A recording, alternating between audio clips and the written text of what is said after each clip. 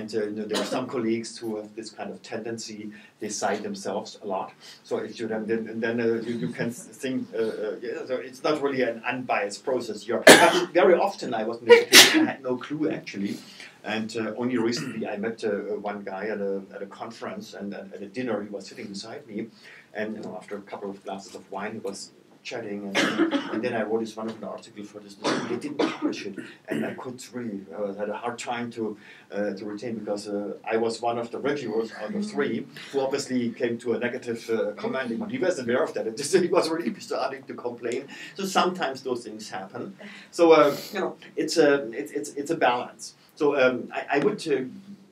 If you want to start interdisciplinary, if you will also think about let us say, transgress the boundaries of science and social sciences, there are many events, but there's one I would like. It's a bit of fun, but also it gives great discussions. I don't know what you heard about the Alan Sokal hoax. Okay, this was a guy, a very famous physicist, New York University, who was sending an article about the convergence of quantum physics with postmodernism, particularly in women's studies, but also in some parts of social sciences, to a very famous journal, Social Text. This was a kind of journal. It was 1996. It has been published.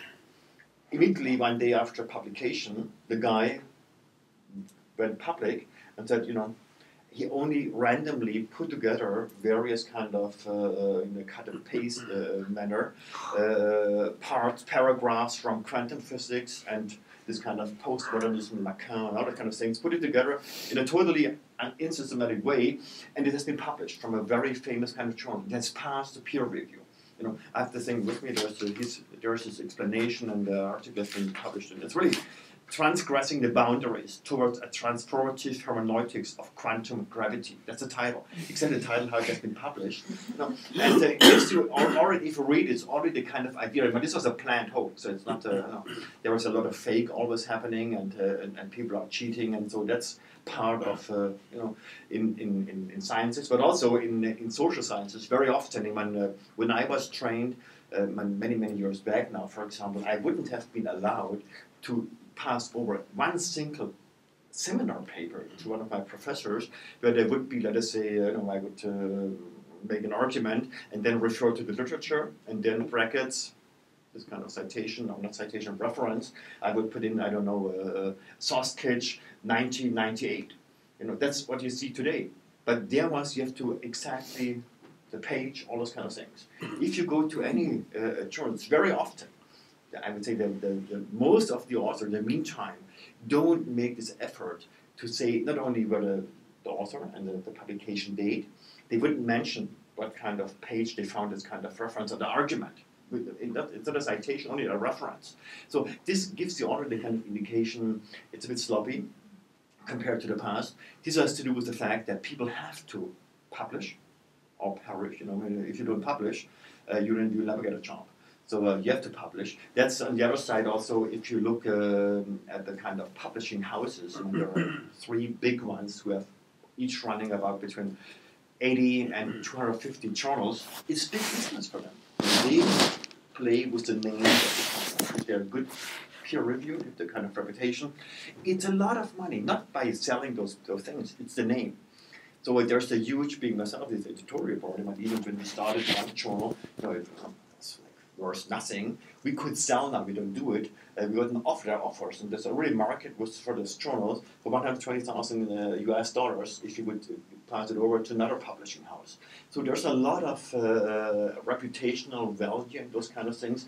So those are other elements, you know, you have to take into consideration. Now, this was a very great presentation in terms of how's the peer review process from both sides in science. Science has the advantage you have very often hard figures mostly. At the end of the day, you can do testing. You know, if you like, it's really getting very close. Like, let's say some of the most important debates published in Lancet or Nature or so. It's all about that those results you would publish are getting double tested or 3-time tested. So I saw the other day a presentation at the Istituto Italiano downtown. They had I don't know, president or so, the head of CERN, this the physics stellar kind of unit in Switzerland.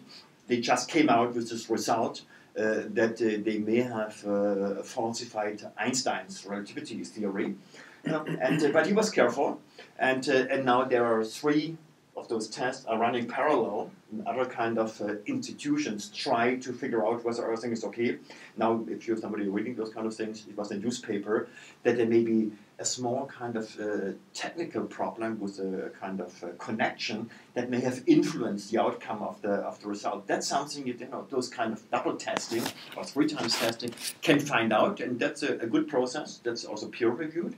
In a sense, you're trying to imitate, you're repeating those kind of procedures in order to find out whether the results are being confirmed or not. That's nothing you can do in social sciences. There's irreversibility.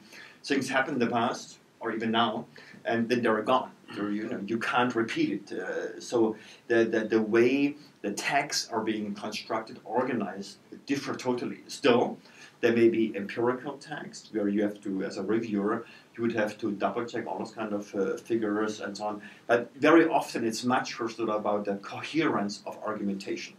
How coherent is the argument? That's one element.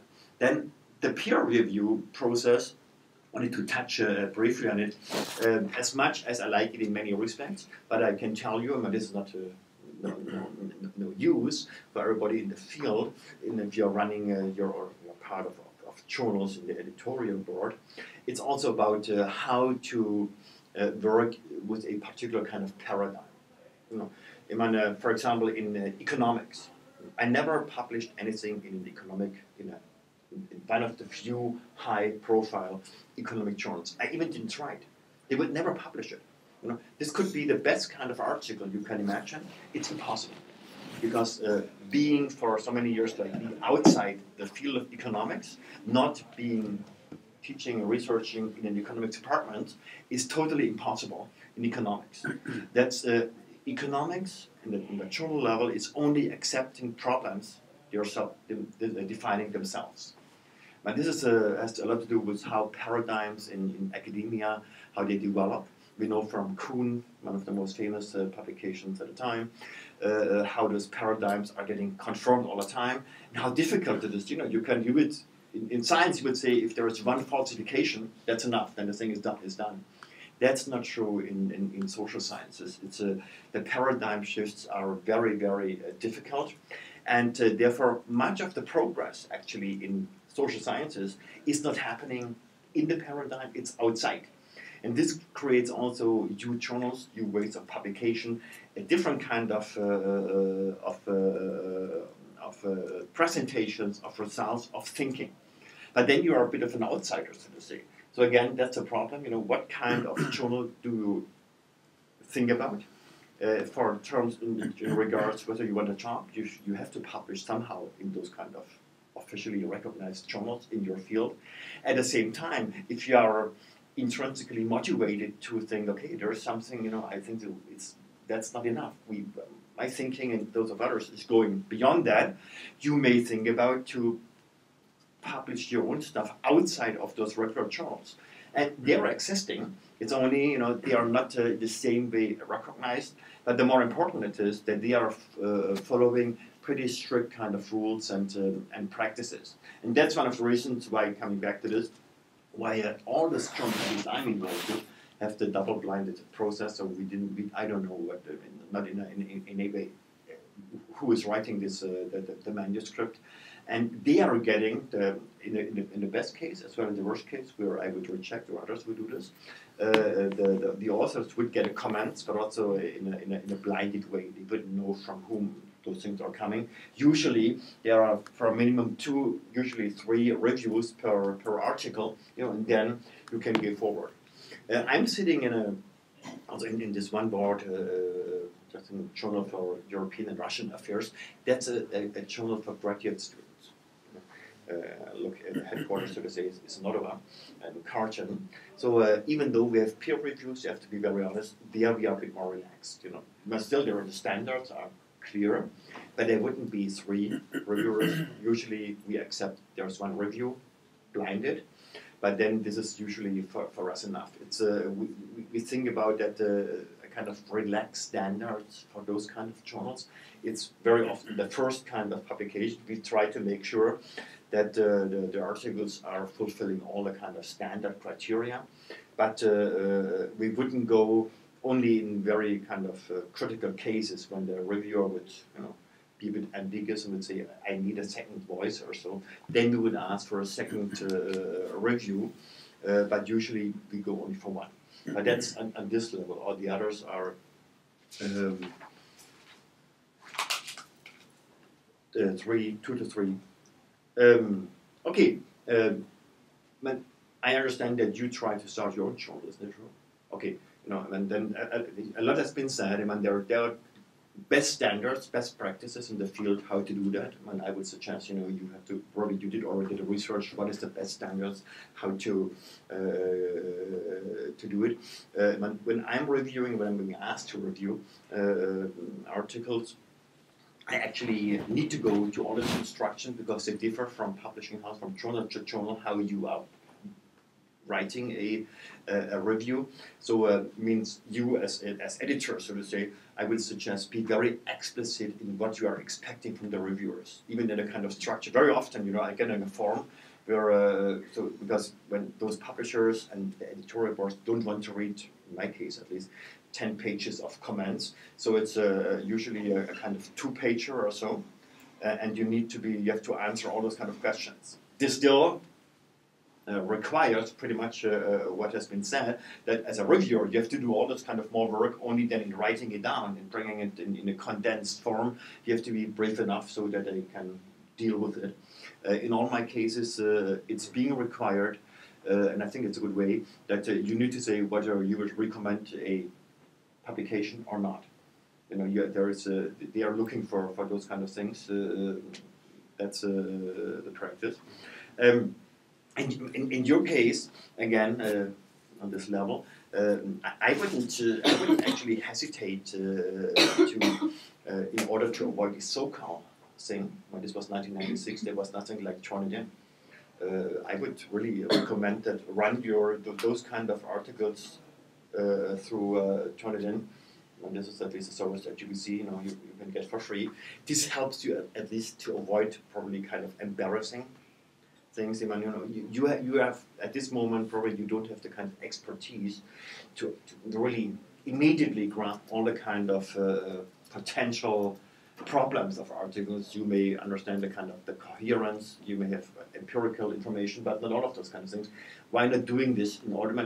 If something like Turnitin would have existed in 1996 with a social text example, it would have been rejected because the computer would have found out because he did exactly